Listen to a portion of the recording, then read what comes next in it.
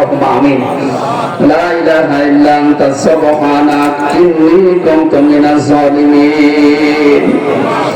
ربنا ظلمنا أنفسنا وإن لم تغفر لنا وترحمنا لنكونن من الخاسرين। রব্বুল আলামিন, সারা জীবন অপরাধ করে জীবনটা নষ্ট করে ফেলেছি। হাত উঠায় কথা বলবো ভয় করে, লজ্জা করে। যেহেতু তুমি স্বাধীনতা আমাদের এনে দিয়েছো, এই দেশটা তুমি মুক্তভাবে কথা বলার পরিবেশ দিয়েছো। আল্লাহ তাআলা তোমার আইনগুলো দেশে মুক্ত করে দাও। চর্ম চোখে যেন দেখতে পারি তোমার কোরআন দিয়ে দেশটা চলছে। আল্লাহ কোরআনের আয়োজনে যারা আঞ্জাম দিবে মানুষগুলোকে কবুল করো। মুহাম্মদের মতো আমরাও দোয়া করছি, লা তাদার আলাল আরদি মিনাল কাফিরিনা দাজ্জারা। শহীদ আল্লামা দেলাওয়ার হোসেন সাইদি সহ যত মানুষ দ্বীনের জন্য তোমাকে রব বলে টিকে থাকার জন্য ফাঁসির দড়ি গলায় নিয়ে শহীদ হয়ে জীবনটা দিয়ে গেল, আল্লাহ তাদের শাহাদাতের সর্বোচ্চ মাকাম দান করো।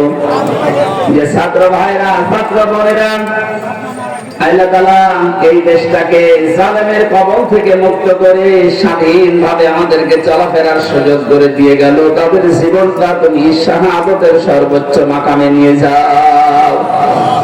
শহীদ আবু সাইদ ভাই, শহীদ মুগ্ধ ভাই সহ শহীদ আবু রায়হান সহ আমি নাম না জানা 14 জন মানুষ আমার সামনে কুষ্টিয়া থেকে বিদায় নিয়ে গেল 5 তারিখে।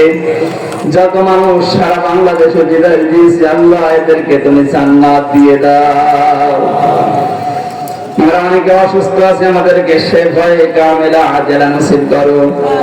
রব্বুল আলামিন, বহু মানুষ এখানে এসেছে, মনের ভেতরে কার কি কামনা বাসনা আছে আমি জানি না, যার যে চাহিদা আশাগুলো নিয়েছে আল্লাহ পূরণ করে দাও। বড় স্বপ্ন দেখি আল্লাহ দেশটাকে নিয়ে, বড় সাত জাগে তোমার কোরআনের আইন দিয়ে দেশটা চলছে, এটা দেখা। জীবনে কিছু যদি তোমার ভালো না লাগে, হাজার হাজার বান্দা বান্দীদের দোয়া কবুল করো আল্লাহ, এটা দেখে মরার তৌফিক দাও। কোরআনের পাখির সারা জীবনের স্বপ্ন ছিল দেশে ইসলাম কায়েম হবে, কালামার পতাকা পথ পথ করে উঠবে, তিনি দেখে যেতে পারলেন না। আল্লাহ তুমি আমাদের চর্ম চোখে এটা দেখার তৌফিক দিয়ে দাও। আল্লাহুম্মা গফিরলি ওয়ারহামনি ওয়াহদিনি ওয়াফিনি ওয়ারযুকনি ইয়া রাব্বাল আলামিন। নাটোরের সন্তান আল্লাহ তাআলা অধ্যাপক দেলাওয়ার ভাই তার সন্তানটাকে হারিয়েছে। যে জালেমের কারণে তার সন্তানটা বিদায় দিও, আল্লাহ তুমি জালেমকে ছাড় দিও না। তার সন্তানকে শাহাদাতের শাহাদাত হিসাবে কবুল করে নাও। মাহফিলের যত অতিথি এসেছে আল্লাহ, কোরআনের এই খাদেমদেরকে তুমি কবুল করো। মা বোনদেরকে তুমি পর্দায় থাকার তৌফিক দাও। এলাকায় মাঠের নিচে যত মানুষ ঘুমিয়ে আছে, কোরআনের ইজ্জতে মাফ করে দাও।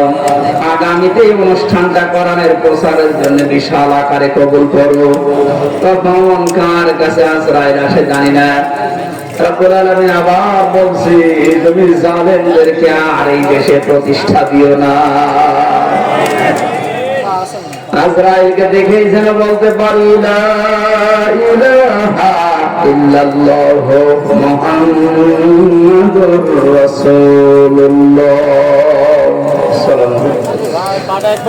আমার বই লেখা আছে, যেখানে থাকতেন সে বইগুলো গাড়িতে পাওয়া যায় না, এখানে এই মুখে গাড়িতে আছে, সাদা গাড়িতে যাওয়ার সময় নিয়ে নিজের স্ত্রীকে দেবেন, পারিবারিক জীবন নিয়ে